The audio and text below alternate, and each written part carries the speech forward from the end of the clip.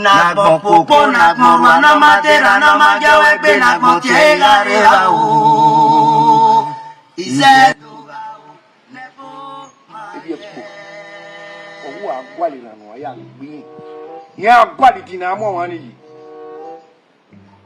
boy you awe sabuwa oh wa ya piawo damo ye ke gbedu gbo erigbo very said yin where yin gbegbe ni gbe eri o diri o ma de eri yin ka do gbe yin ka do mu eri mebe mu gbe ko ya sabuwa rudi sere we na ri opia ke aga so bo ko na yele le de kan ale le de kan me mege no ke ya re mebe mu gbe ko sabuwa rudi sere we na ri opia ke gbe no ya nyanya dario ya sabuwa ona ni meta ona ndi ga ka modere na we vie bene vie bene ubu vione ama efie pa nyari egbewe ne etu we gi tota nanya uri opia ye kegbe ubu ma ke na olarewo ewe ka na onari opia kegbe ka se na ri opia kegbe yin ga de ni o ga afia boria eti a megbegbinare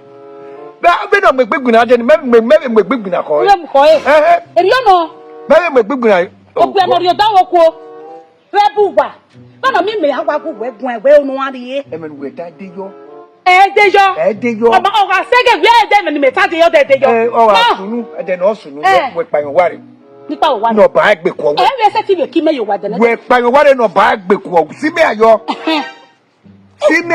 mo pa le mi amu we enyo se na mo bori opera kegbe o ko na ware babana nya tu we ayun zo a ebe ki me yo wa de de to ri e buwa na ro wa bana iri opia kegbe iri opia ona yo si me na nya e buwa we aya honko de no de buwa e be lu buwa wa na isi awe ona gbe me fi wo be ma fa e ba e tun mi were buwa me ma e buwa no bi me e ubi amu ohun dada wo ko esenu e de no sunu e be ke buwa yo wa e ku waro parupa yo wa iwo ya honko ni yeye me ma no we do mu me ma no do du memu e na mo bi akegbe na ri weapon le ku emu e to mo bi akegbe na nyaru do iseri no bi amimi rudi seri no bi amimi we gbe ruda we na mo bi akegbe na nya obe nya egbe ekenu we na iwo na o ge wo aruga wo ya mu kegbe mu ka ma bai ta so ti doju memu weri o a ti doju emu weri o awa mu egbe ya be ni yen ka mi me na we ge mi no ri yon me bi amegbe ko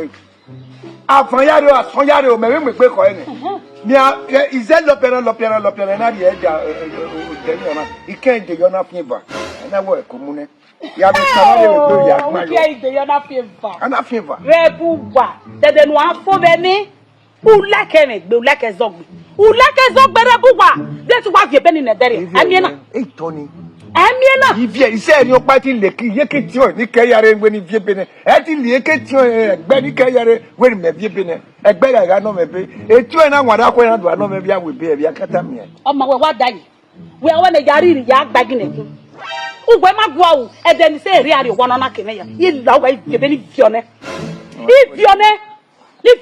ni mege wa o na gbele be bero gbalo mu won bo o ga dan mo ya da me bo sunu egbe me ga do no o ma nu wa wo eje ebe na vione me dai na la wa ya vione egbe ido ne me e me ya no ru da se yo gwere no wo vio yin ne o gwere no e o gweru gwe ni me ya ta kedere ade me vie be ni ware ne iye mi no ati u me vie be ni ware ne iye mi no ati u uda me gugwegwe e de no ade ekemere me mana rowa u vie be ne e government we hi e government e uki no like ezo o manya mu ekegbe o e won na se we ri yiri ye kwa we ri ye kwa we je we yan bi apia kegbe ama ife pari gbiwe ni we bege na ni ebe gbina ni bu ye gbi me wegbe aye gbi me wegbe wa boru we gbere age ni eyan we rodo bi alawo gede na la dian ya mi ri la dian wo we ma wo do nu me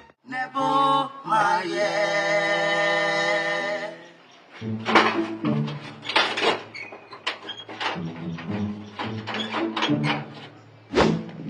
yo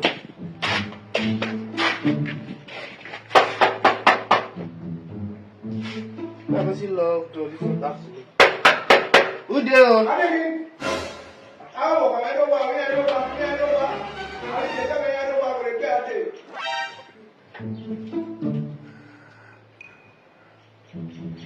better open door.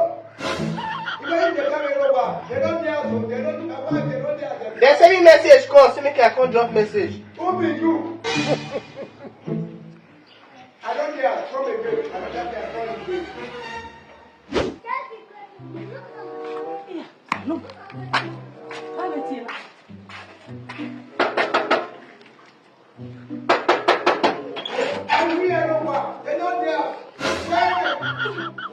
Rebuwa. Yeah, what's on with? Rebuwa.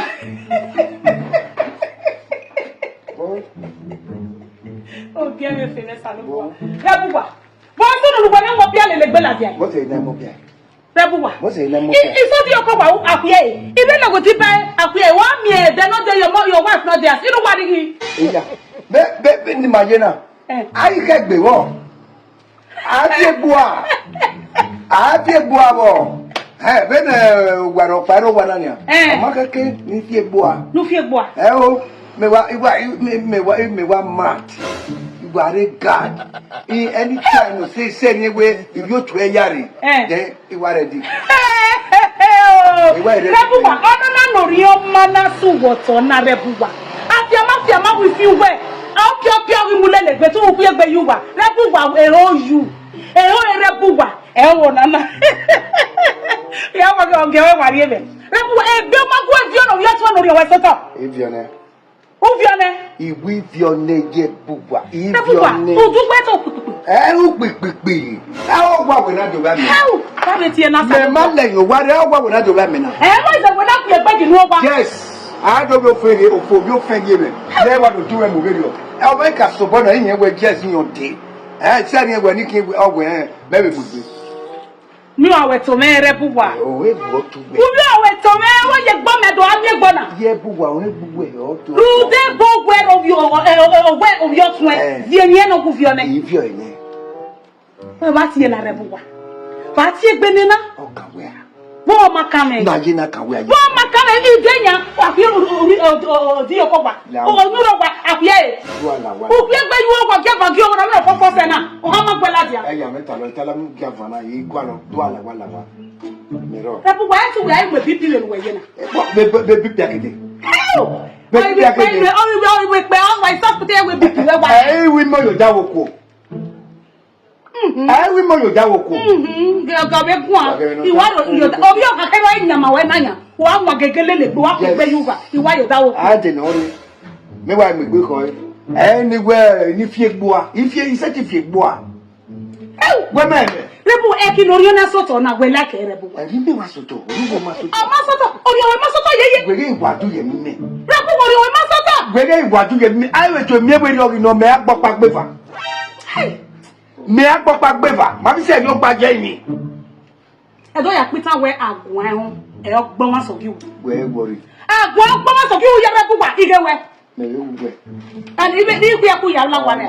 Se. Ni se. Ru dari mere ne. Yi mo ri o.